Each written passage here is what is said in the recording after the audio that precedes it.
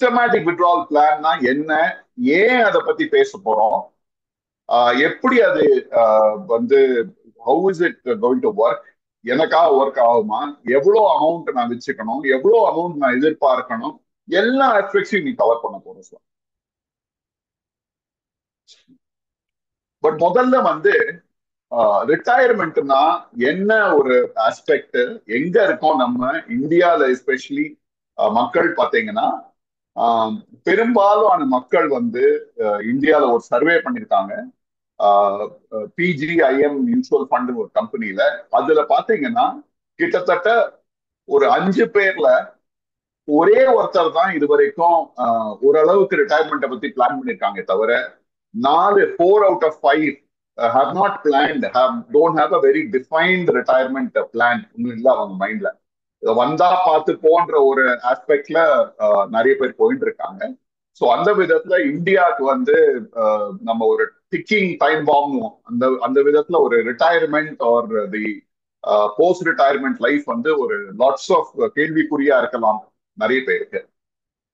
ஏன் இது இம்பார்ட்டன்ட் கேட்டீங்கன்னா, அவர் வந்து செல்வா சார் பேசும்போது சொன்னாரு, கிட்டத்தட்ட வந்து லைஃப் எக்ஸ்பெக்டன்சின்றது வந்து இன்க்ரீஸ் ஆகிட்டு போறது. The good thing is that life expectancy ஜாஸ்தி ஆயிட்டு இருக்கு. முன்னாடி எல்லாம் ஒரு ஆள் வந்து 50 வயசு 60 வயசு, ஒரு 30-40 வருஷம் முன்னாடி ஒரு 50-60 வயசு இருந்தாலே நல்ல வயசு இருந்தோம். இன்னி தேதிக்கு ஒரு 70-75 போனா கூட ஏன் என்ன ஆச்சு சீக்கிரம் போயிட்டாங்கன்றோம். ஸோ இப்போ வந்து லைஃப் ஓவரால் லைஃப் எக்ஸ்பெக்டன்சி வந்து கிட்டத்தட்ட 75 அளவுக்கு போயாச்சு. அண்ட் இன்னும் ஒரு 10-15 வருஷத்துல we expect it to go even further. So கிட்டத்தட்ட ஒரு 85-90 வயசு வரைக்கும் பெரும்பாலான மக்கள், அதுவும் நம்மெல்லாம் வந்து people who R in the urban centres, சென்னையில, கோயம்புத்தூர்ல, இல்ல ஃபாரின்ல சில பேர்லாம் இருக்கும் இல்லையா, அவங்களுக்கெல்லாம் வந்து ஏன்னா நமக்கு குட் ஃபுட் இருக்கு, குட் ஹெல்த்துக்கு ஆக்சஸ் இருக்கு, ஹாஸ்பிட்டல்ஸ் எல்லாம் பக்கத்துல இருக்கிறதுனால நம்மளோட life expectancy is going to be much higher. So ஒண்ணு வந்து நான் 60ல ரிட்டையர் ஆறேன், இல்ல 58ல ரிட்டையர் ஆறேன்னா, நான் 85 வயசு வரைக்கும் இருந்தேன்னா அடுத்த ஒரு 35 வருஷம் 30 வருஷத்துக்கு எனக்கு எப்படி how to I live my life அப்படின்றதுதான் retirement planning is all about. ரெண்டாவது விஷயம், இன்னைக்கு என்கிட்ட 100 ரூபாய் இருக்கு, அந்த 100 ரூபாய் போய் நான் ஒரு பர்டிகுலர் ஐட்டம்ல செலவழிக்கிறேன்னா 25 வருஷம் கழிச்சு அந்த 100 ரூபாயோடைய மதிப்பு பாத்தீங்கன்னா ஒரு 37 ரூபாய் ஆயிடுறது. That is inflation keeps cutting the value. அதனால உங்களோட பர்ச்சேசிங் பவர் கம்மியாயிடு. இன்னொரு விதத்துல பாத்தீங்கன்னா, இன்னைக்கு ஒரு 20,000 ரூபாய்க்கு நீங்க ஒரு செலவை வச்சிருக்கீங்க, லெட்ஸே என்னோட வீட்டு செலவை, தட் இஸ் காய்கறி அண்ட் அரிசி, அது பருப்பு எல்லாம் வாங்கி சமைக்கிறதுக்கான ஒரு செலவு வந்து இன்னைக்கு நான் 10,000 ரூபாய் செலவழிக்கிறேன்னா, அடுத்த 25 வருஷம் கழிச்சு எனக்கு அதே அரிசி, அதே அமௌண்ட் ஆஃப் காய்கறி, அதே அமௌண்ட் ஆஃப் இதுக்கு எனக்கு வந்து கிட்டத்தட்ட ஒரு 25,000 ரூபாய் தேவைப்படுறது இந்த இன்ஃபிளேஷன்னால. இன்னொரு 10,000 ரூபாய் அடுத்த 25 வருஷம் கழிச்சு எனக்கு வந்து ஒரு ஹையர் அமௌண்ட், ஏன்னா இன்ஃபிளேஷன் இஸ் கான்ஸ்டன்ட்லி 5-6% ஒர்க் ஆயிட்டு இருக்கு. எங்களை பொறுத்த வரைக்கும் ஒரு ரூல் ஆஃப் தம்புன்னு ஒண்ணு இருக்கு. இது என்ன ரூல் ஆஃப் தம்புனா என்னன்னா, ஒரு ஒரு ஒரு எக்ஸாம்பிளுக்காக, ஒரு ஐடியாக்காக ஒருத்தருடைய பேச்சுவாக்குல கேட்கிறாரு, சார் நான் ரிட்டையர்மெண்ட்டுக்கு எவ்வளவு பணம் சார் சேர்த்து வைக்கணும் அப்படின்னா, எங்களுடைய ஜெனரல் ஆன்சர் என்னன்னா, சார் உங்களுடைய வருஷ செலவுல ஒரு 25 மடங்கு பணத்தை வந்து கார்பஸா வச்சிருந்தீங்கன்னா ஓரளவுக்கு உங்களுடைய ரிட்டையர்மெண்ட் எக்ஸ்பென்சஸ் பாதுகாக்கலாம்.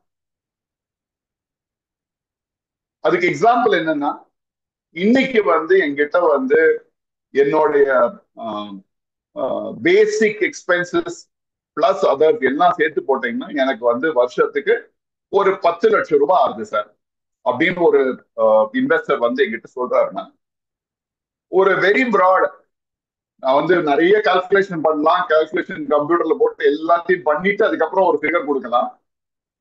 அதெல்லாம் இல்ல, ஜஸ்ட் அக்ராஸ் த டேபிள் ஒரு நம்பர் எனக்கு கொடுங்க சார், தோராயமா ஒரு சொல்லுங்க ஒரு நம்பர் அப்படின்னீங்கன்னா, 10 லட்சம் இன்டூ 25 2,50,00,000. இந்த ஒரு 10 லட்சம் செலவழிக்கிற நபருக்கு வந்து 2,50,00,000 அவர் ஒரு ரிட்டையர் ஆகிற டைம்ல இருந்ததுன்னா 10 லட்சம் மேனிக்கு வருஷம் அடுத்த ஒரு 20-25 இயர்ஸ்க்கு he will be able to live a reasonable lifestyle. இது ரூல் ஆஃப் தம். இதுதான் அக்யூரேட்னு கிடையாது. நான் சொன்ன மாதிரி இது ஒரு அனுமானம். மூணாவது, சார் நான் வந்து ஒரு 25 வருஷமா நான் வந்து கம்பெனியில ஒர்க் பண்ணியிருக்கேன். அந்த கம்பெனியில பிஎஃப் இபிஎஃப் எல்லாம் பிடிச்சிருக்காங்க. அதை வச்சு பண்ண முடியாதா கேட்டீங்கன்னா பெரும்பாலுமான மக்களுக்கு வந்து நாங்க வந்து இந்த ஆஸ்பெக்ட பார்க்கும்போது இந்த பிஎஃப் அண்ட் இபிஎஃப் அந்த கான்ட்ரிபியூஷன் எம்ப்ளாயர் 2 பேரும் கான்ட்ரிபியூட் பண்ணி வர அமௌண்ட் பாத்தீங்கன்னா ரொம்ப கம்மியா இருக்கு. ஒரு 2-2.5 கோடி தேவைப்படுற இடத்துல வந்து இந்த பிஎஃப் இபிஎஃப் எல்லாம் சேர்த்து போட்டா நான் வந்து எம்என்சி கம்பெனில ஒர்க் பண்ற ஆளையும் பார்த்துட்டேன். கிட்டத்தட்ட 35-40 லட்சம் தான் இருக்கு. சோ இது வந்து பிஎஃப் இபிஎஃப் வந்து பெரிய அமௌண்டாவும் இல்லை. சோ அதனால என்னால வந்து அதை வச்சு ரிட்டையர் ஆக முடியாது. சோ இந்த லைஃப் எக்ஸ்பெக்டன்சி 85-90 வயசு, இன்ஃபிளேஷன் ஒரு 6%, பிளஸ் எங்கிட்ட பிஎஃப் இபிஎஃப்லயும் கொஞ்சம் பெரிய அமௌண்டா இல்லாததுனால நான் தனியா ஒரு எஃபர்ட் எடுத்து ஒரு பர்டிகுலர் என்னோட ரிட்டையர்மெண்ட்டுக்காக பண்ணாதான் I can be safe long டர்ம்ல. அதுதான் இந்த கான்டெக்ட். முன்னாடிக்கும் இப்போக்கும் என்ன சார் வித்தியாசம்? முன்னாடி பாத்தீங்கன்னா ஒரு பிக்ஸ்ட் டெபாசிட்ல போடுவோம், அதுல இருந்து வர ரிட்டர்ன் ஒரு 6-7% வந்துட்டு இருக்கும். கார்பஸ் கொஞ்சம் குறைஞ்சுட்டே வரும் ஓவர் பீரியட் ஆஃப் டைம். பெருசா டாக்ஸ் எஃபிஷியன்சி இருக்காது. பிளஸ் இன்ஃபிளேஷன் வந்து ஓரளவுக்கு இரோட் ஆயிடும். பட் இதெல்லாம் தாண்டி ஒரு அட்வான்டேஜ் என்ன இருந்ததுன்னா, என்னுடைய மேபி ஒரு 20 years 30 years பேக் ஒரு கூட்டு குடும்பம்னு ஒரு கான்செப்ட்ல இருந்தது. சோ ஒருத்தருடைய ரிட்டையர்மெண்ட் ஃபண்ட்ஸை வச்சுதான் வீடு ரன் பண்ணோன்ற ஒரு நிர்பந்தம் இல்லை அந்த காலத்துல. சோ ஈவன் இஃப் எஃப்டில போட்டு எனக்கு லோ ரிட்டர்ன் வந்தா கூட there is other people in the joint family system who are contributing. அதனால வந்து வீடு was going on. இன்னி தேதிக்கு அந்த ட்ரெடிஷ்னல் அப்ரோச், ஏன்னா இப்பெல்லாம் நியூக்ளியர் ஃபேமிலின்றோம். பசங்க படிச்சுட்டு செட்டில் ஆயிட்டு தனியா போயிடுறாங்க. So the elderly, that is the man and his wife, அவ மாத்திரம் தான் தனியா இருக்காங்க. அவங்களோட செலவு அவங்க தான் பார்த்துக்கணும்ன்ற ஒரு நிலைமை வந்தாச்சு. So which means the traditional investment of 5%, 6%, 7% இன்னி காலகட்டத்தோட எக்ஸ்பென்ஸ்ல சரியாகாது.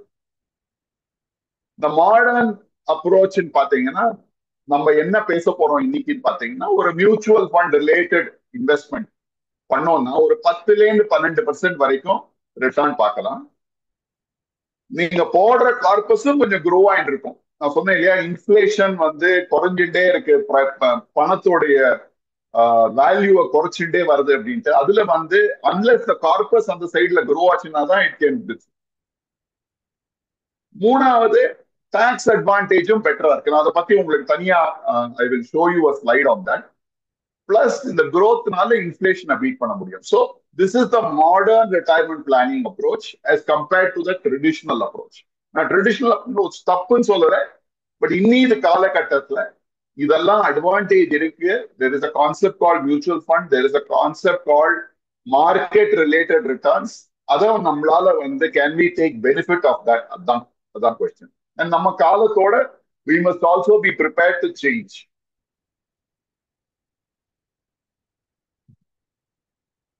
இந்த எஸ்டபிள்யூபினா என்ன? எஸ்டபிள்யூபி வேற ஒண்ணும் இல்ல, ஒரு குறிப்பிட்ட லம்சம் அமௌண்ட் ஒண்ணு வந்து நான் இன்வெஸ்ட் பண்றேன், ஆர் எஸ்ஐபி மூலியமா ஒரு லாங் டேர்ம்ல கிரியேட் பண்ணிருக்கேன் ஒரு குறிப்பிட்ட அமௌண்ட்.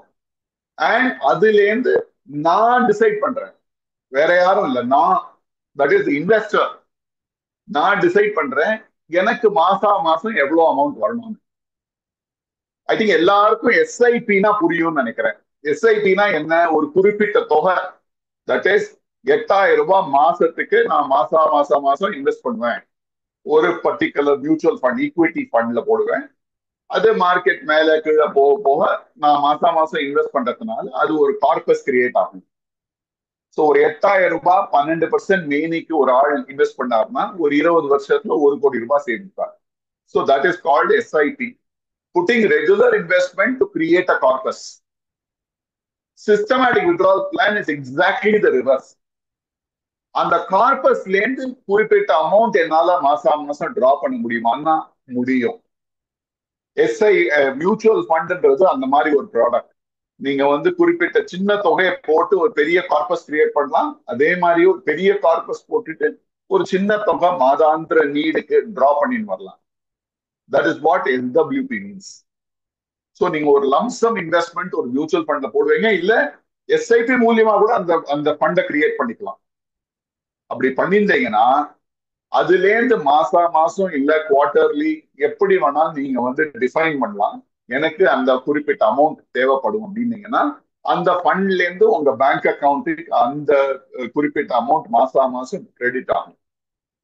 அது எப்படி கிரெடிட் ஆகும் பாத்தீங்கன்னா, அந்த மியூச்சுவல் ஃபண்டே கான்செப்ட் எப்படின்னா, ஒரு அமௌண்ட்டை வந்து it will be divided into units and value. NAV into units தான் ஒரு மியூச்சுவல் ஃபண்டோடைய வேல்யூ. ஸோ அந்த யூனிட்ஸ் ரிடீம் பண்ணி ஆட்டோமேட்டிக்கா உங்களுக்கு அந்த பணம் மாசம் வந்துட்டு இருக்கும். பாக்கி இருக்கிற இன்வெஸ்ட்மெண்ட்ஸ் அந்த லம்சம் போட்டிருக்கோம் இல்லையா, அது வந்து வில் கண்டினியூ டு க்ரோ. அந்த மார்க்கெட் ரிலேட்டட் க்ரோத் இருந்துட்டே இருக்கும். அண்ட் என்ன ரிடீம் பண்ணி உங்களுக்கு வருதோ அது வந்து உங்க பேங்க் அக்கௌண்ட்டுக்கு வந்து சேர்ந்துடும். ஸோ இதுதான் சிஸ்டமேட்டிக் வித்ட்ரால் பிளான்.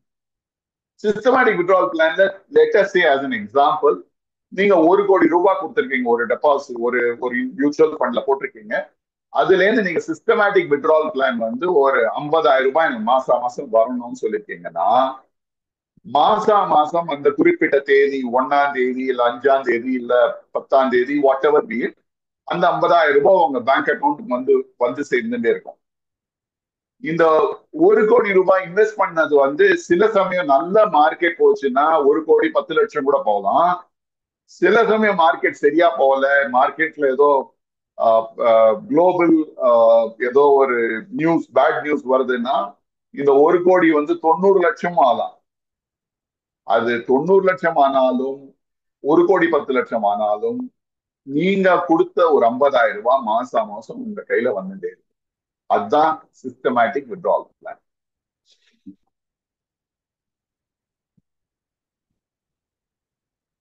ஒரு சிம்பிள் எக்ஸாம்பிள்காக சொல்லியிருக்கேன் நானு. It's not a real life case. So மீரான்றவங்க வந்து 60 வயசுல ரிட்டையர் ஆறாங்க. அவங்களுடைய 1 கோடி ரூபாய் கார்பஸை வந்து அவங்க வந்து ஒரு மியூச்சுவல் ஃபண்ட்ல போட்டு மந்த்லி ஒரு 60,000 ரூபாய் எஸ்டபிள்யூபிக்கு டிரா பண்றாங்க. நாங்க அசியூம் பண்ணியிருக்கோம் 10% ஆனுவல் ரிட்டர்ன் இந்த ஃபண்ட்ல வரும்னு எதிர்பார்க்கிறோம். அப்படி எதிர்பார்த்தீங்கன்னா அவங்க வந்து வருஷம் 60,000 ரூபாய் மாசம்ன்றது 7.2 lakhs per year. At the end of drawing 7.2 lakhs, அவங்க கார்பஸ் வந்து 1.02 crores ஆயிடுறது at the end of 1 year. At the end of 5 years, அதே 7.2 lakhs, அதே 60,000 ரூபாய் மாசம் டிரா பண்ணிட்டு இருக்காங்க. 1 கோடி 15 லட்சம் ரூபாய் ஆயிடுறது.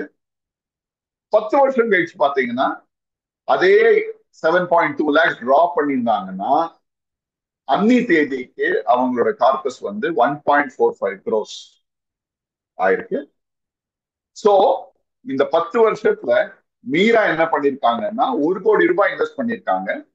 அதுல இருந்து இந்த 10 வருஷத்துல 7,20,000 ரூபாய் வருஷத்துக்கு டிரா பண்ணிருக்காங்க. இந்த ஃபண்ட்ல இருந்து அவங்களுடைய தேவைகளுக்காக டிரா பண்ணிருக்காங்க. 60,000 ரூபாய் மேனிக்கு மாசம். ஆனாலும் அவங்க கார்பஸ் வந்து 45 லட்சம் ரூபாய் ஜாஸ்தி ஆயிருக்கு. சோ இனிமே வந்து this is a classic example of systematic withdrawal plan. ஒரு சிம்பிள் எக்ஸாம்பிள், இது ஒன்லி எக்ஸாம்பிள் தான். But there is a real life case study also நான் வந்து அதை பத்தி உங்களுக்கு தனியா காட்டுறேன், உங்களுக்கு எக்ஸல்ல போட்டிருக்கேன். ஸோ இதுதான் வந்து இந்த சிம்பிள் எஸ்டபிள்யூபி ஃபார்முலா.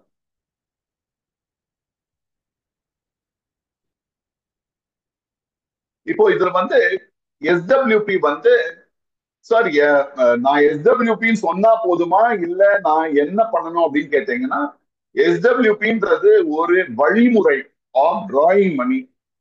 பட் நீங்க எந்த ஃபண்ட்ல போட போறீங்க, என்ன மாதிரி அதை வந்து டேக் கேர் பண்ண போறீங்கன்றது எல்லாமே உங்க சாய்ஸ் தான். ஸோ பிராடா நான் வந்து மியூச்சுவல் ஃபண்டை 3 கேட்டகரியில பிரிச்சிருக்கேன். அதுதான் உங்களுக்கு வந்து கைண்ட் ஆஃப் எக்ஸாம்பிளா கொடுத்துருக்கேங்க. ஒன்னு வந்து கான்சர்வேட்டிவ்னு ஒரு ஒரு பர்டிகுலர் கேட்டகரி ஆஃப் ஃபண்ட்ஸ் இருக்கு. இது வந்து பெரும்பாலும் பேங்க் இன்வெஸ்ட்மெண்ட் பண்ற இன்வெஸ்டர்ஸ்க்கு சார்ந்த இன்வெஸ்ட்மெண்ட். பங்கு சந்தையில பெரிய அமௌண்ட் இருக்காது, பெரிய அமௌண்ட்ல ஒண்ணுமே இருக்காது ஆக்சுவலா. ஸோ ஒன்லி டெட் ஃபண்ட்ஸ்ல இருக்கும், ரீசனபிளி சேஃப் டெட் ஃபண்ட்ஸ்ல இருக்கும்.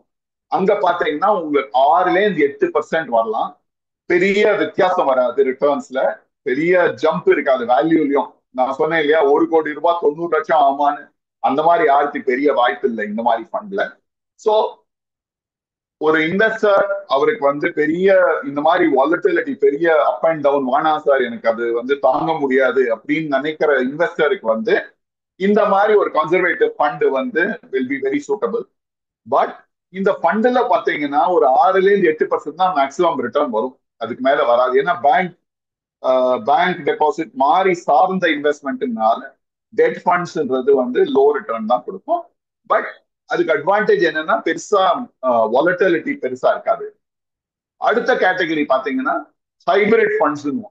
இந்த ஹைபிரிட் ஃபண்ட்ஸ் பாத்தீங்கன்னா ஒரு குறிப்பிட்ட தொகை வந்து அவங்க டெட் மார்க்கெட்ல போடுவாங்க. That is FD or bank deposits மாதிரி ஒரு இன்வெஸ்ட்மெண்ட்ஸ்ல போடுவாங்க.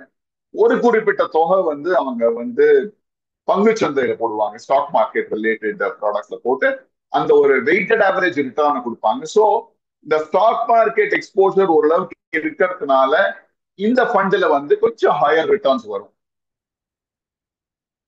பட் கம்ப்ளீட்டா ரிஸ்க் ஃப்ரீ கிடையாது இந்த ஃபண்டு. அதனால தான் we call it medium risk fund இந்த ஆப்ஷனை. ஸோ இந்த மாதிரி ஒரு ஃபண்டு வந்து எங்களை பொறுத்த வரைக்கும் ரிட்டையர் ஆகிறவங்களுக்கு ரொம்ப ரொம்ப சாத்தியமான ஃபண்டா இருக்கும் இந்த மீடியம் ரிஸ்க், இந்த ஹைபிரிட் ஃபண்ட்ஸ்.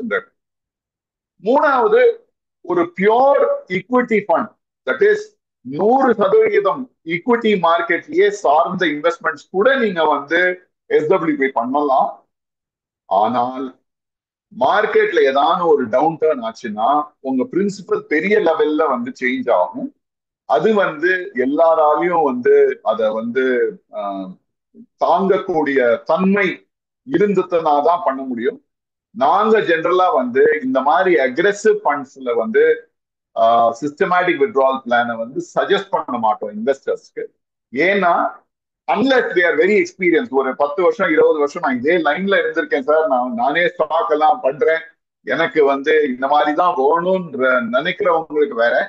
பட் ஜென்ரலா ஒரு இன்வெஸ்டருக்கு நாங்க சஜஸ்ட் பண்றது இந்த ஹைபிரிட் ஃபண்ட்ஸ் ஆப்ஷன்ஸ் தான் நாங்க சஜஸ்ட் பண்ணுவோம்.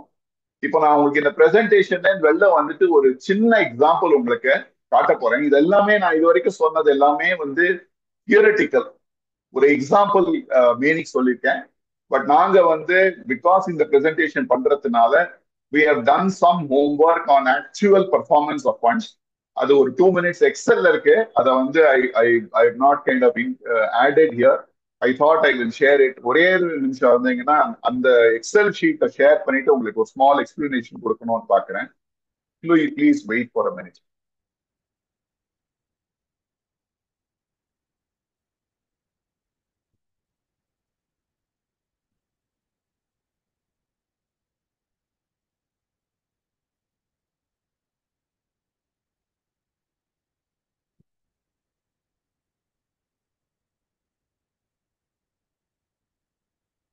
ஸோ ஐ திங்க் உங்க ஸ்கிரீன்ல இப்போ இருக்கும்னு நினைக்கிறேன் உங்களுக்கு அந்த Excel data, simple Excel data.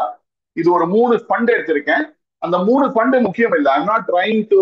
So ஒரு டிஸ்க்ளைமர், இதெல்லாம் ஒரு எக்ஸாம்பிளுக்கா எடுத்திருக்கேன். These are not our recommendations. Are we not trying to recommend these funds. உங்களுக்கு ஒரு புரியறதுக்கா ஒரு கான்செப்ட், ஒரு ஆக்சுவல் லைவ் கேஸ் எடுத்து டிஸ்கஸ் பண்ணோன்ற ஐடியால வந்து we thought we should talk about this. இது வந்து 3 ஹைபிரிட் ஃபண்ட்ஸ் தான் எடுத்திருக்கேன் நான். ஒரு 3 டிஃபரெண்ட் ஃபண்ட் ஹவுஸ் உடைய ஹைபிரிட் ஃபண்ட்ஸ் எடுத்து, சப்போஸ் ஆஸ் அன் இன்வெஸ்டர் வந்து 2012ல ஒரு கிட்டத்தட்ட ஒரு 13 வருஷத்துக்கு முன்னாடி நம்ம வந்து இந்த இன்வெஸ்ட்மெண்ட் பண்ணோம். இந்த எக்ஸாம்பிள் வந்து எல்லாமே இன்வெஸ்ட்மெண்ட் வந்து 1 ஜனவரி 2012 பண்ண மாதிரி எக்ஸாம்பிள். தட் இஸ் 50 லட்சம் ரூபாய் நான் ரிட்டையர் ஆன அன்னைக்கு வந்து நான் 50 லட்சம் ரூபாய் இந்த எனி ஆஃப் தீஸ் 3 ஃபண்ட்ஸ்ல போட்டேன். பட் ஒரு வருஷத்துக்கு நான் டிரா பண்ணல. ஏன்னா நாங்க ஜென்ரலா ரெக்கமெண்ட் பண்றது ஒரு 6 மாசத்துக்கு ஒரு வருஷம் வந்து போட்ட உடனே டிரா பண்ணாதீங்க. ஒரு வருஷத்துக்கு கொஞ்சம் பர்ஃபார்மன்ஸ் பில்ட் ஆகட்டும், அதுக்கப்புறம் டிரா பண்ணலாம் எங்களோட ரெக்கமெண்டேஷன்ஸ். அதே ரெக்கமெண்டேஷன்ஸ் படி ஒரு வருஷத்துக்கு டிரா பண்ணல. ஸோ 1 ஜனவரி 2013 ஒரு வருஷம் கழிச்சு இன்னி தேதி வரைக்கும், தட் இஸ் ஆகஸ்ட் 2025 வரைக்கும் மாசம் 50,000 ரூபாய் டிரா பண்ணிருக்காங்க இந்த இன்வெஸ்டர்ஸ். அன்னிலேருந்து 2013 ஜனவரில இருந்து ஆகஸ்ட் 2025 பாத்தீங்கன்னா 152 மாசம் நடுவுல வந்திருக்கு. 152 மாசத்துக்கு 50,000 ரூபாய் டிரா பண்ணிருக்காங்க. அப்படின்னா ஒரு 76 லட்சம் ரூபாய் போட்ட 50 லட்சம் ரூபாயில வந்து 76 லட்சம் ரூபாய் அவங்க எடுத்து அவங்களுடைய மாதாந்திர செலவுக்கு யூஸ் பண்ணிருக்காங்க. அதை யூஸ் பண்ணி முடிச்ச அப்புறம் இன்னி தேதிக்கு அந்த portfolio, that is as of yesterday day for yesterday, Friday அன்னைக்கோட போர்ட்போலியோ வேல்யூ பாத்தீங்கன்னா, அந்த ஃபண்ட்ல 50 லட்சம் போட்ட ஃபண்ட்ல ஒரு ஃபண்ட்ல 1,29,00,000 இருக்கு, இன்னொரு ஃபண்ட்ல 1,17,00,000 இருக்கு, இன்னொரு ஃபண்ட்ல 1,47,00,000 இருக்கு. நான் வந்து இந்த 1,47,00,000 வந்து அந்த இந்த மிச்ச ஃபண்டோட பெட்டர் அது சொல்ல வரல. That's not the purpose of this exercise. இந்த எக்ஸசைஸ் ஏன் சொல்ல வந்தேன்னா, இந்த மாதிரி வந்து தியரட்டிக்கலா இல்ல, நான் 10% 12%ல ஒர்க்கிங் பண்ணி காமிச்சேன் இல்லையா, அது மட்டும் தியரட்டிக்கல் கிடையாது. இந்த மாதிரி மக்கள் வந்து பண்ணி கொண்டிருக்கிறார்கள். இப்படி பண்ணவங்களுடைய ரிசல்ட் இப்படி ஆயிருக்குன்றதான் உங்களுக்கு காட்ட விரும்புறேன். அதனாலதான் I just wanted to show this is a live example of people who have done systematic withdrawal over the last 13 years, and this is how their performance has panned out. So நான் திருப்பி presentation போறேன். I just wanted to share this simple slide so that we get a perspective on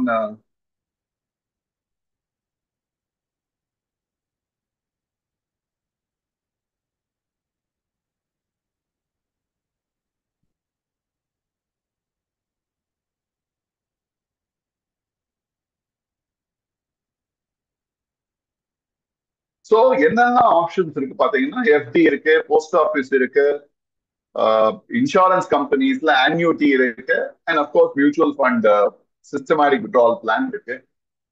so mutual fund systematic withdrawal plan பாத்தீங்கன்னா பல விதத்துல வந்து கொஞ்சம் பெனிஃபிஷியலா இருக்கும். Rate of return of course நான் சொன்ன மாதிரி கொஞ்சம் ஹையரா இருக்கிறதுக்கு நல்ல வாய்ப்பு இருக்கு. பிகாஸ் ஸ்டாக் மார்க்கெட்டை சார்ந்தது, எஸ்பெஷலி நீங்க ஹைபிரிட் ஃபண்ட் எடுத்தீங்க இல்ல ஈக்விட்டி ஃபண்ட் எடுத்தீங்கன்னா rate of return can be higher, liquidity is higher. ஏதான தொகை எனக்கு தேவைப்படுறதுன்னா எனி டைம் போய் டிரா பண்ணிக்கலாம். பெரும்பாலும் டாக்ஸ் எஃபிஷியன்ட், நான் டாக்ஸ் எஃபிஷியன்சி பத்தி தனியா பேசுறேன். இன்ஃபிளேஷன் பீட்டிங், கார்பஸும் வளரும். மிச்ச இடத்தெல்லாம் நீங்க போஸ்ட் ஆபீஸ்ல போட்டீங்க இல்ல பேங்க் டெபாசிட்ல போட்டீங்கன்னா, நீங்க 25 லட்சம் போட்டீங்கன்னா ஒரு 5 வருஷம் கழிச்சு 25 லட்சம் ரூபாய் திருப்பி வரும். மியூச்சுவல் ஃபண்ட்ல வந்து 25 லட்சம் ரூபாய் போட்டீங்கன்னா நீங்க டிராவும் பண்ணலாம். At the end of 5 or 10 years அந்த கார்பஸும் 25 லட்சம் ரூபாயில இருந்து மேல போயிருக்கு. நம்ம பார்த்தோம் இல்லையா எக்ஸாம்பிள், அதே மாதிரி. சோ அந்த வாய்ப்பும் இருக்கு. flexibility is also high. So இன்னி காலகட்டத்துல வந்து ஒரு ரிட்டையர் ஆகிற பர்சன் வந்து systematic withdrawal plan of mutual ஃபண்டை வந்து இக்னோர் பண்ணக்கூடாதுன்றதான் எங்களுடைய தாழ்மையான கருத்து. இந்த tax benefits of systematic withdrawal plan பத்தி ஒரே ஒரு நிமிஷம் நான் பேச விரும்புறேன். என்னன்னு கேட்டீங்கன்னா, எனக்கு வந்து அதே 1 கோடி ரூபாய் எக்ஸாம்பிள் எடுத்துட்டோம்னா, எனக்கு 50,000 ரூபாய் மாசத்துக்கு எனக்கு வந்து இன்கமா வருது, இன்ட்ரெஸ்ட் இன்கமா வருதுன்னா, அதுல 30% டாக்ஸ் பிராக்கெட்ல இருந்தேன்னா எனக்கு 15,000 ரூபாய் மாசத்துக்கு டாக்ஸ் வரும். நெட்டா எங்கிட்ட வந்து கையில வர்றது வந்து 35,000 ரூபாய் தான் வரும். ஏன்னா ஒரு குறிப்பிட்ட தொகை வந்து டாக்ஸ் போகும். அப்கோர்ஸ் இந்த லேட்டஸ்ட் டாக்ஸ் பிராக்கெட்ல பாத்தீங்கன்னா, ஐ திங்க் 50,000 ரூபாய் வருஷத்துக்கு மாசத்துக்கு எடுத்தீங்கன்னா 6 லட்சம் ரூபாய் உங்களுக்கு டாக்ஸே வராது. ஸோ அந்த விதத்துல வந்து under this new tax regime of government உங்களுக்கு வந்து பேங்க் எஃப்டில இருந்தா கூட I think as long as your returns are good, you will have a good advantage. ஆனா அதே சிஸ்டமேட்டிக் வித்ட்ராவல் பாத்தீங்கன்னா, ஒரு 50,000 ரூபாய் நீங்க டிரா பண்ற அமௌண்ட்ல வந்து only a small portion is subject to tax. ஏன்னா நீங்க மியூச்சுவல் ஃபண்ட்ல இருந்து 1 ரூபாய் டிரா பண்ணா கூட அதுல ஒரு சின்ன principal amount and return amount ரெண்டும் சேர்ந்து தான் வரும். ஸோ அந்த விதத்துல அந்த டாக்ஸ் போர்ஷன்ன்றது ரொம்ப அட்வான்டேஜஸா இருக்கும் மியூச்சுவல் ஃபண்ட்ல டிரா பண்ணும்போது. So as compared to net income இங்க 35,000 ரூபாய், இங்க வந்து கிட்டத்தட்ட ஒரு 48,000, 47, 48. ஸோ த டிஃபரன்ஸ் டாக்ஸ் சேவிங்னு பாத்தீங்கன்னா ஒரு கிட்டத்தட்ட ஒரு 12,000 ரூபாய் வரைக்கும் வரும் மாசத்துக்கு. So tax also is a significant advantage of doing systematic withdrawal plan. Sir, இந்த corpus of systematic withdrawal plan எப்படி பண்ணலாம் அப்படின்னு கேட்டீங்கன்னா, நான் சொன்ன மாதிரி முதலே சொன்ன மாதிரி 2 விதம் இருக்கு. நீங்க வந்து 30-35 வயசு இருந்த எனக்கு அடுத்த ஒரு 20-25 வருஷத்துல எனக்கு கார்பஸ் கிரியேட் பண்ணோம்னா இந்த எஸ்ஐபி ரூட் தான். So every 8,000 or 9,000 rupees can create a corpus of 1 crore in the next 20 years. So எனக்கு வந்து 3 கோடி ரூபாய் போகணும்னா ஒரு 25,000 ரூபாய் நீங்க மாசம் இன்வெஸ்ட் பண்ணீங்கன்னா 20 வருஷத்துக்கு கிட்டத்தட்ட ஒரு 3 கோடி ரூபாய் உங்களுக்கு வரத்துக்கு நல்ல வாய்ப்பு இருக்கு.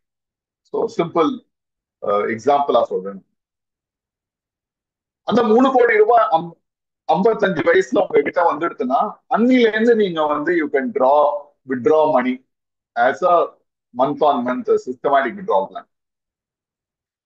ஸோ அது ஒரு முறை. 2வது முறை, சார் நான் எஸ்ஐபியே பண்ணல, இப்பவே எனக்கு 50 வயசு ஆயிடுத்து, இன்னும் ஒரு 5 வருஷத்துல நான் ரிட்டையர் ஆக போறேன், அப்பவும் எஸ்ஐபி பண்ணணும். ஆக்சுவலா 5 வருஷம் இருந்தா கூட எஸ்ஐபி பண்ணோம். பட் லெட்ஸ் சே 58 வயசு ஆயிடுச்சு எனக்கு. சோ எனக்கு ரிட்டையர்மெண்ட் டைம் வந்தாச்சு. இனிமே என்னால எஸ்டபிள்யூபி பண்ண முடியும். இந்த லம்சம் ரிட்டையரல் பெனிஃபிட்ஸ் பிஎஃப், கிராச்சுவிட்டி எல்லாம் வருது இல்லையா, அதை நீங்க இன்வெஸ்ட் பண்ணி அதுல இருந்து வித்ட்ரா பண்ணலாம். நான் எக்ஸாம்பிள் காமிச்ச மாதிரி. இல்ல உங்ககிட்ட லேண்ட் இருக்கு, ப்ராப்பர்ட்டி இருக்கு, அந்த மாதிரி ஏதாவது இருக்கு, அதை வித்துதான் சார் நான் பண்ணணும், நான் இது வரைக்கும் யோசிச்சது இல்லை அப்படின்னீங்கன்னா அதை வச்சு அந்த ப்ராசீட்ல இருந்து பண்ணலாம்.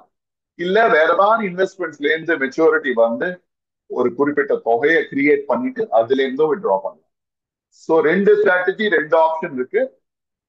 SIP is long term option. 15-20 வருஷம் இருந்தா ஒரு நல்ல கணிசமான ஒரு கார்பஸ் கிரியேட் பண்ண முடியும்.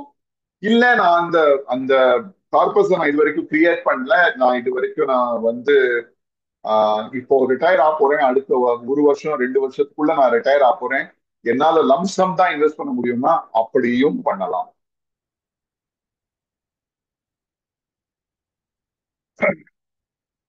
யாருக்கு எஸ்டபிள்யூபி? ஸோ பெரும்பாலும் என்கிட்ட வந்து ஒரு 25 வயசு 30 வயசு பீப்புள் தான் வந்து எஸ்டபிள்யூபி பத்தி பேசினாங்கன்னா நான் சொல்வேன், உங்களுக்கு வந்து சம்பளம் வருதா இல்லையா? அப்படி சம்பளம் வருதுன்னா உங்களுக்கு எஸ்டபிள்யூபி யூஸ் கிடையாது. ஏன்னா already you are getting an earning. அதுக்கு மேல இந்த SWP will not be useful. SWP will be most useful for people after retirement. So 55 வயசுக்கு மேல ஒரு குறிப்பிட்ட கார்பஸ் இருந்தாதான் இது வந்து பெனிஃபிஷியலா இருக்கும். ஏன் குறிப்பிட்ட கார்பஸ் சொல்றேன்னா, மார்க்கெட் பிளக்சுவேட் ஆறதுனால ரொம்ப கம்மியா இருந்ததுன்னா கார்பஸ் அந்த பிளக்சுவேஷன் கொஞ்சம் பெருசா தெரியும். அதனால மக்களுக்கு ஒரு அச்சம் வரலாம், அதை கண்டினியூ பண்ணாம இருக்கலாம். ஒரு குறிப்பிட்ட கார்பஸ் அட்லீஸ்ட் 50 lakhs என்ன பொறுத்த வரைக்கும் இருந்ததுன்னா it is a good amount to start systematic withdrawal plan. Sir இதுல வந்து ரிஸ்க் இருக்கா, இல்ல இது வந்து பேங்க் டெபாசிட் மாதிரி ரிஸ்க் ஃப்ரீயானா? இல்ல சார். எப்பவுமே வந்து ரிட்டர்ன் ஹையா இருக்கணும்னு நம்ம எதிர்பார்த்தோம்னா ஓரளவுக்கு ரிஸ்க் எடுத்துட்டாதான் முடியும். என்ன ரிஸ்க்ன்னு பாத்தீங்கன்னா, இது வந்து கொஞ்சம் ஓரளவுக்கு எஸ்பெஷலி அந்த ஹைபிரிட் ஃபண்ட் சொன்னேன் இல்லையா, அந்த ஃபண்ட்ல வந்து ஒரு குறிப்பிட்ட தொகை வந்து உங்களோட வந்து ஸ்டாக் மார்க்கெட்டை சார்ந்தது, எக்கனாமியை சார்ந்தது. அதனால வந்து ஒரு குறிப்பிட்ட சமயத்துல வந்து மேலேயும் போகலாம், சில சமயம் கீழேயும் போகலாம். அந்த ஒரு மனபலம் இருக்கணும் நமக்கு. வந்து கீழே போகும்போது நம்ம வந்து பேனிக் ஆகக்கூடாது, அப்புறம் புல் அவுட் பண்ணக்கூடாது. இன்வெஸ்ட்மெண்ட்ஸ்ன்ற ஒரு அந்த மாதிரி ஒரு பர்சன் தான் ஹேஸ் டு இன்வெஸ்ட். ஒரு பேசிக் அண்டர்ஸ்டாண்டிங் வேணும். ஒரு 15-20 வருஷத்துக்கு இந்த கண்டினியூ பண்ண போறேன்னு நினைக்கிறவங்க தான் இதை பண்ணணும். சோ இந்த மாதிரி ஒரு பர்சன் வந்து எஸ்டபிள்யூபி சூஸ் பண்ணாங்கன்னா அவங்களோட எக்ஸ்பீரியன்ஸ் பெரும்பாலும் வந்து பாசிட்டிவா இருக்கும். சார் யாரு சார் வந்து எஸ்டபிள்யூபே பண்ணக்கூடாது? அதுக்கும் ஒரு ஒரு கேட்டகரி இருக்கு, அதுக்கும் ஒரு திங். நான் இது வரைக்கும் பேங்க் டெபாசிட் தான் சார் பண்ணிருக்கேன். என்னால வந்து ஒரு சின்ன மாற்றம் கூட என்னால வந்து தாங்கிக்க முடியாதுன்னு அவர் வந்து மியூச்சுவல் ஃபண்ட் ஆர் எஸ்டபிள்யூபியை சார்ந்து வரக்கூடாது. ஏன்னா மார்க்கெட் வந்து ஒரு ஒரு கடல்ல ஒரு போட் மாதிரி, சில மேல போகும் கீழே போகும். அது அப்படியே நம்ம போட்டுக்குள்ள உட்காந்தா ஒன்றும் பிரச்சனை இல்லை. பட் அது வந்து ஆஹ், ஆஹ், ஆடவே கூடாதுன்னு நினைச்சீங்கன்னா மியூச்சுவல் ஃபண்ட்ல வரக்கூடாது. ரெண்டாவது, 10 லட்சம் ரூபாய் இருக்கு சார் எனக்கு. நான் 10 லட்சம் ரூபாய் போட்டு எஸ்டபிள்யூ பண்ணலாமா? அப்கோர்ஸ் பண்ணலாம். ஆனால் ஒரு மார்க்கெட் குறைவாகுது, ஒரு வருஷத்துக்கு வந்து மார்க்கெட் பயங்கரமா அடி வாங்குறது அப்படிங்கிறச்சு என்னோட 10 லட்சம் வந்து சடனா வந்து 8 லட்சம் ஆயிடும். 8 லட்சத்துல நான் ஒரு குறிப்பிட்ட தொகை டிராப் பண்ணேன்னா அந்த buildup of that next big growth வரும்போது பில்டப் பெருசா இருக்காது. ஸோ அதனால ரொம்ப சின்ன கார்பஸ்ல we do not believe SWP should be an option. இது என்னோட கருத்து, என்னோட பர்சனல் கருத்து. நான் இது 10 லட்சம் 5 லட்சம், நம்ம 5 கோடியில பண்றது 5 லட்சத்திலயும் பண்ணலாம். பட் என்ன பொறுத்த வரைக்கும் அது பெரும்பாலும் பெனிஃபிட் வந்து பெருசா கொடுக்காதுன்றதுதான் என்னோட பர்சனல் நம்பிக்கை. ஆஹ்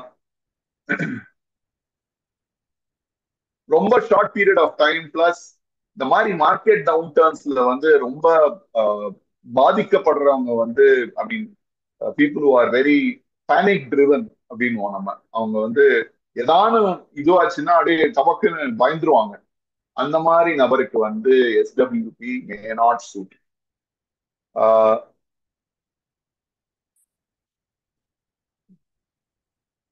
சார் எஸ்டபிள்யூபி வந்து நன்னா இருக்கு, கேட்கறதுக்கு ரொம்ப நன்னா இருக்கு. இது வந்து எல்லாமே பாசிட்டிவா கேட்டீங்கன்னா அதுதான் நான் இந்த ஸ்லைட்ல எக்ஸ்பிளைன் பண்ண போறேன். பெரும்பாலும் வந்து ஒரு 4 பெரிய ரிஸ்க் இருக்கு ஒரு எஸ்டபிள்யூபியில. ஃபர்ஸ்ட் ரிஸ்க் நான் சொன்ன மாதிரி நான் திருப்பி திருப்பி சொல்றேன், ஏன்னா இதுல வந்து யாருமே வந்து அந்த ரிஸ்க் புரியாம வரக்கூடாதுன்றதுதான் என்னுடைய எண்ணிக்கை.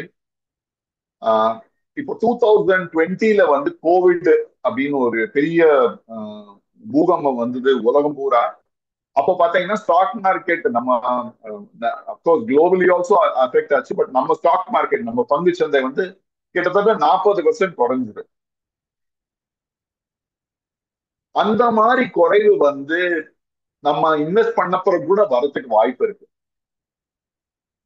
அந்த மாதிரி குறைவு வந்தாலும் நம்மளோட எஸ்டபிள்யூபி வந்து கண்டினியூ பண்ணிட்டு keep focus on the market பண்ணோம்னா ஒன்றும் பாதிப்பு இருக்காது. ஏன்னா அந்த மாதிரி டிராப் வந்ததுன்னா கூட it will reverse back based on market situation என்ன அதுன்ட்டு. ஸோ கோவிட்ல வந்து மார்க்கெட் டெஃபினட்டா 40% கீழே வந்தாலும் அடுத்த 6 மாசத்துக்குள்ள திருப்பி ரிவர்சல் ஆயிருக்கு. ஸோ இந்த மாதிரி அந்த அந்த ஒரு 6 மாசத்துக்குள்ள நான் பேனிக் ஆகிட்டு வெளில வந்துட்டேன்னா எனக்கு ஒண்ணுமே இது கிடையாது. ஸோ அப்படி நான் பேனிக் ஆக மாட்டேன்னா நீங்க டெஃபினட்டா எஸ்டபிள்யூபி வரலாம். இல்ல எனக்கு எனக்கு வந்து பயமா இருக்கு அப்படின்னீங்கன்னா நீங்க வந்து ஒரு லோவர் ரேட் ஆஃப் ரிட்டர்ன் ப்ராடக்டை தான் அணுகணும். ஜென்ரலா எஸ்டபிள்யூபில வந்து நான் சொன்னேன் ஒரு எக்ஸாம்பிள் earlier தட் 1 ஜனவரி 2012 போடணும், ஒரு வருஷம் வெயிட் பண்ணோங்க. ஏன்னா எனி இன்வெஸ்ட்மெண்ட் வந்து பில்டப் டேக்ஸ் டைம். ஸோ போட்ட அன்னைக்கே அடுத்த நாளே வந்து நமக்கு ரிட்டர்ன் எதிர்பார்க்கறது வந்து கொஞ்சம் கஷ்டம் எந்த ப்ராடக்ட்லயுமே, எஸ்பெஷலி மியூச்சுவல் ஃபண்ட்ல. ஸோ அதனால ஒரு ஒரு இனிஷியல் இயர்ஸ்ல வந்து நம்மளோட எக்ஸ்பெக்டேஷன்ஸ் கொஞ்சம் கம்மியா வச்சுட்டு அப்புறம் இன்க்ரீஸ் பண்ணோம்னா it will be a better thing. So returns உடைய எக்ஸ்பெக்டேஷன் வந்து முதல் ஃபியூ இயர்ஸ் வந்து லோவரா வச்சுக்கணும். இது வந்து ரெண்டு விதத்துல பண்ணலாம்.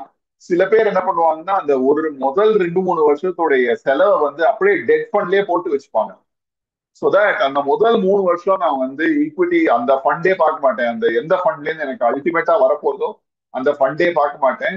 3 வருஷத்துக்கு என்கிட்ட இருக்கிற டெட் ஃபண்ட்லயே ஸ்மால் அமௌண்ட் வித்ட்ரா பண்ணிட்டே யூஸ் பண்ணிட்டு இருப்பேன். 3 வருஷத்துக்குள்ள அந்த ஃபண்ட் எதுல இருந்து எனக்கு எஸ்டபிள்யூபி வரணுமோ அதுல சப்ஸ்டான்சியலா பில்டப் இருக்கும். அதுக்கப்புறம் ஆரம்பிச்சேன்னா ஈவன் ஒரு பெரிய டிராப் இருந்தா கூட பெருசா பாதிப்பு இருக்கா. ஸோ அதுதான் அதனுடைய சொல்யூஷன். அது நான் ஒரு எக்ஸாம்பிள் காமிச்சேன் உங்களுக்கு. 50,000 2013 ஆரம்பிச்சு இன்னி வரைக்கும் 50,000. இன் ரியாலிட்டி வந்து அப்படி அப்படி இருக்க முடியாது. ஏன்னா நான் சொன்ன மாதிரி இன்ஃபிளேஷன்ன்றது ஒரு 5% வருஷத்துக்கு வருது. ஸோ எங்களோட வியூ என்னன்னா ஒரு எவ்ரி 3 இயர்ஸ் அட்லீஸ்ட் இந்த 50,000 55 ஆகணும். அதுக்கப்புறம் ஒரு 2-3 வருஷம் கழிச்சு 55 60 ஆகணும். So people need to be able to withdraw. So அது ஒரு ரிஸ்க் as well. அதுக்கு வந்து we need to be prepared mentally that the amount நம்ம வந்து எவ்வளவு டிரா பண்ண போறோமோ அதுவுமே இன்க்ரீஸ் பண்ணலாம், இன்க்ரீஸும் பண்ணலாம். நம்ம வந்து எஸ்டபிள்யூபியில ஒரே பிக்ஸ்ட் அமௌண்ட் தான் பண்ணணும்ன்றது கிடையாது. எல்லாமே நான் சொன்ன மாதிரி நம்ம கையில தான், நம்ம தான் டிஃபைன் பண்றோம். அதை இன்க்ரீஸ் பண்ணலாம். பட் நம்ம வித்ட்ரா பண்றதுனால உங்களோட கார்பஸும் கொஞ்சம் எக்ஸ்ட்ரா குறையும். அதையும் ஞாபகம் வச்சுக்கணும். நாலாவது வந்து எனி ரிட்டையர்மெண்ட் பிளானுக்கு இது அனுப்பும். என்னன்னா நம்ம வந்து ஒரு குறிப்பிட்ட பிளான் போடுறோம். ஒரு 85 வயசு இல்ல 90 வயசு இல்ல 80 வயசுன்னு போடுறோம். அதையும் தாண்டி வாழற மக்கள் இருக்காங்க. சோ அது ஒரு ரிஸ்க். நம்ம அதை எப்படி ஹேண்டில் பண்ண போறோம் அப்படின்றது வேற விஷயம். பட் லாஞ்சிட்டிவிட்டி ஆஃப் லைஃப் அப்படின்றதும் ஒரு ரிஸ்க். ஸோ அதையும் நாங்க சொல்றதுக்கு கடமைப்பட்டிருக்கோம் இந்த இந்த இதுல பேசுறத சமயத்துல. Common mistakes systematic withdrawal plan பண்ணும்போது என்ன காமன் மிஸ்டேக்ஸ் வருது பாத்தீங்கன்னா, நான் பார்த்த வரைக்கும் மக்கள் வந்து நல்லா மார்க்கெட் போயிட்டு இருக்கு சார், எனக்கு மியூச்சுவல் ஃபண்ட்ல வந்து கிட்டத்தட்ட 12-15% வருது சார். சோ நான் எதுக்கு சார் 5-6% எடுக்கணும்? Why can't I take 12%? எனக்கு தான் 15% வருது, 12% வருது, அதை எடுத்தா என்ன அப்படின்னு எதிர்பார்க்கிறாங்க. தப்பு இல்ல, 12% வந்ததுன்னா 12% எடுக்கலாம். பட் என்ன பிரச்சனைனா, நீங்க 12% எடுத்தீங்கன்னா அந்த ஃபண்ட்ல கார்பஸே க்ரோ ஆகாது. இன்னைக்கு வேணா நீங்க 12% எடுக்கலாம். பட் ஒரு 5 வருஷம் கழிச்சு பாத்தீங்கன்னா உங்களால இன்ஃபிளேஷன் ஈக்குவலா ஒரு இன்க்ரீஸ் பண்ண முடியாது அந்த கார்பஸ். ரெண்டாவது வந்து நிறைய பேர் வந்து நான் சொன்ன மாதிரி ஹைபிரிட் ஃபண்டுன்றது ஒரு 2 டெட் அண்ட் ஈக்விட்டி மிக்ஸ் பண்ணி இருக்கும். அது கொஞ்சம் லோவர் ரிட்டர்ன் தான் கொடுக்கும் as compared to pure stock equity fund. So ஒரு ஸ்மால் கேப் ஃபண்டுன்றது பயங்கர ரிட்டர்ன் கொடுக்கிற ப்ராடக்ட், ஆனால் பயங்கர volatile product as well. So அதனால இந்த மாதிரி எஸ்டபிள்யூபிக்கு வந்து ஒரு ஸ்மால் கேப் ஃபண்ட் வந்து சூட்டபிளா இருக்குமான்னு கேட்டீங்கன்னா என்னோட வியூ வந்து இல்ல. இந்த மாதிரி ஒரு எஸ்டபிள்யூபிக்கு வந்து ஒரு ஹைபிரிட் ஃபண்ட் தான் சூட்டபிளா இருக்கும். ஒரு ஈக்விட்டி ஃபண்டே பெரும்பாலும் யாருக்கும் சூட்டபிளா இருக்காது. அதுலயும் ஒரு ஸ்மால் கேப் இல்ல மிட் கேப் வந்து என்ன பொறுத்த வரைக்கும் will be a wrong choice of fund. ஏன்னா அதுல வாலட்டிலிட்டி ஜாஸ்தி இருக்கு. பெரும்பாலும் மக்கள் வந்து எஸ்ஐபியும் சரி எஸ்டபிள்யூபியும் சரி, இந்த மார்க்கெட் வந்து கொஞ்சம் வாலடைல் ஆயிடுத்து, மார்க்கெட் கொஞ்சம் குறைஞ்சிருக்குன்னா அப்ப நிறுத்திடுவாங்க. அது பண்ணுவாங்க, அது பண்ணக்கூடாது. போத் இன்வெஸ்டிங்லயும் சரி வித்ட்ராலையும் சரி யூ ஷுட் கண்டினியூ. ஒரே ஃபண்ட்ல போடுறதுக்கு பதிலா ஒரு 2 ஃபண்ட்ல போடலாம், 3 ஃபண்ட்ல போடுறது always better. That is called diversification. அது ஜென்ரலாவே ஒரு rule that we insist on. Long டேர்ம்ல அந்த 50,000 நம்ம எக்ஸாம்பிள் எடுத்ததுல 50,000 எவ்ரி 2 இயர்ஸ் ஆர் 3 இயர்ஸ் ஒரு குறிப்பிட்ட தொகை இன்க்ரீஸ் ஆகணும்.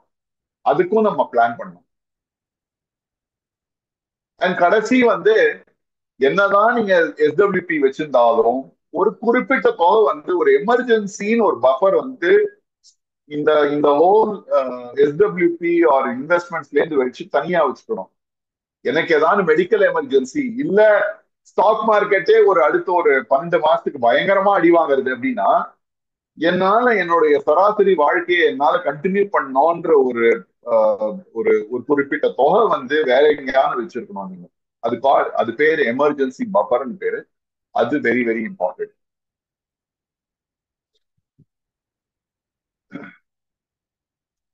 சோ இதெல்லாம் கேட்டாச்சு. இது எப்படி சார் நான் இம்ப்ளிமெண்ட் பண்ண போறேன்னு கேட்டீங்கன்னா கால்குலேட்டர்ஸ் நிறைய இருக்கு. நான் சொன்ன மாதிரி வருஷத்துடைய செலவை 25 முறை மல்டிப்ளை பண்ணாலே ஓரளவுக்கு உங்களுடைய ரிக்குவயர்மெண்ட் தெரிஞ்சிடும்.